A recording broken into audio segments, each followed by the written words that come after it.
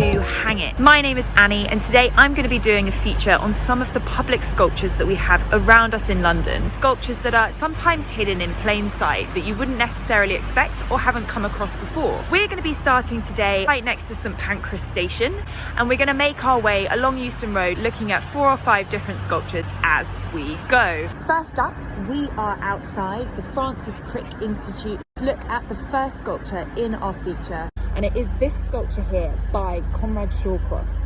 The Francis Crick Institute is a research institute focusing on biology, human health, and specifically on human health and disease. In 2016, when the institute opened, it asked for proposals for a piece of public sculpture to sit right outside.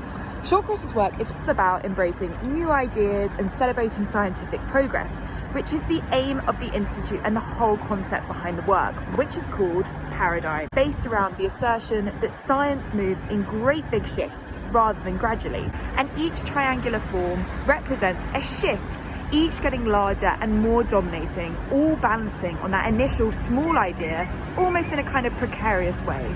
So now that we've talked about Conrad Shawcross's incredible paradigm shift, we're going to cross over the road right into St Pancras Station and go and find a sculpture inside.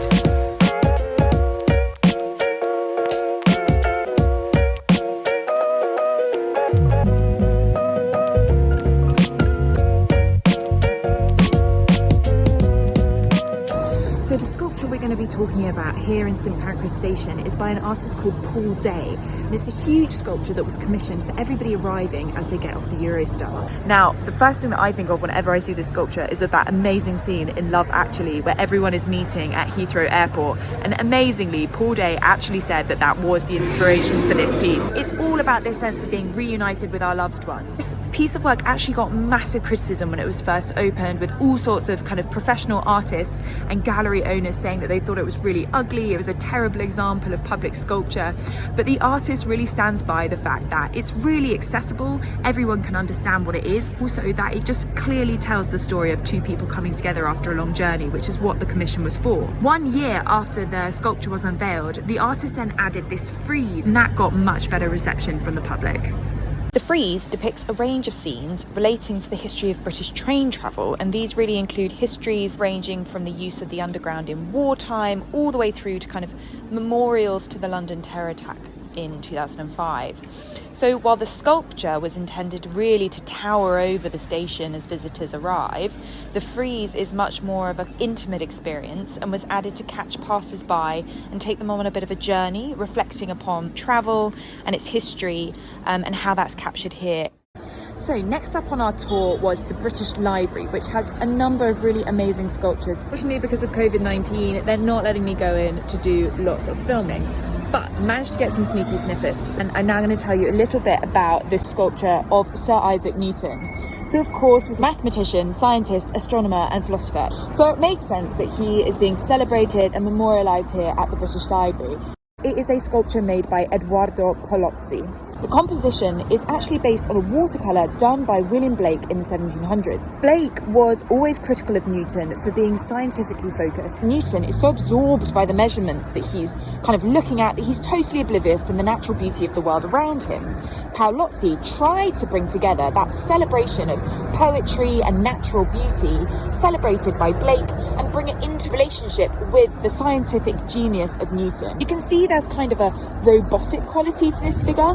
That's really typical of Palozzi's work. Palozzi's main preoccupation with the rise of the machine in the 21st century, the garnering of human knowledge, these are kind of all things that are really important to us today in our technological and social media driven moment. So 7 years after Palozzi's sculpture was installed in 1995, Anthony Gormley's sculptures Planets arrived. Anthony Gormley has loads of public sculpture in London. He's an artist who primarily makes sculptures in response to the human body.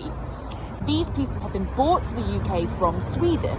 The stones range from being hundreds to millions of years old. Gormley took the rocks and had people, usually people he knew, so friends and family, to embrace them with their bodies. And he then carved their forms into the surfaces, bringing the human body and natural world into harmony. The title of their work, Planets, also kind of adds another dimension, positioning the union of man and nature into the context of the greater universe. The next piece of sculpture that I want to talk about is by a female artist called Emily Young, a sculptor, and it is situated in the courtyard of the St Pancras New Church, just off Euston Road. So let's go and find it.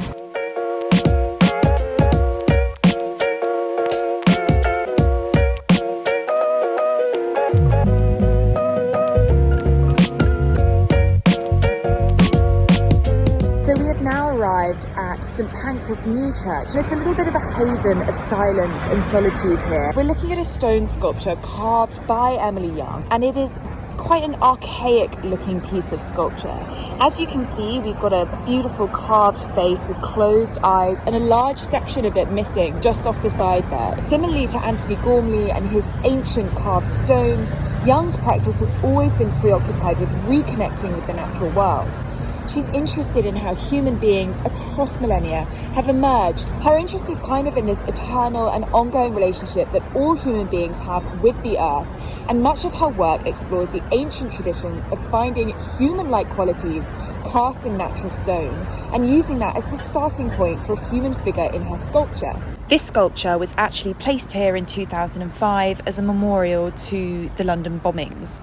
On the 7th of July 2005, a number of bombs went off on various public transport routes across London during morning rush hour, and 52 people were killed and over 700 people were injured. On the accompanying plaque reads the words, "In memory of the victims of the 2005 July attack and all victims of violence." And there is then a line from Psalm 121 accompanying it.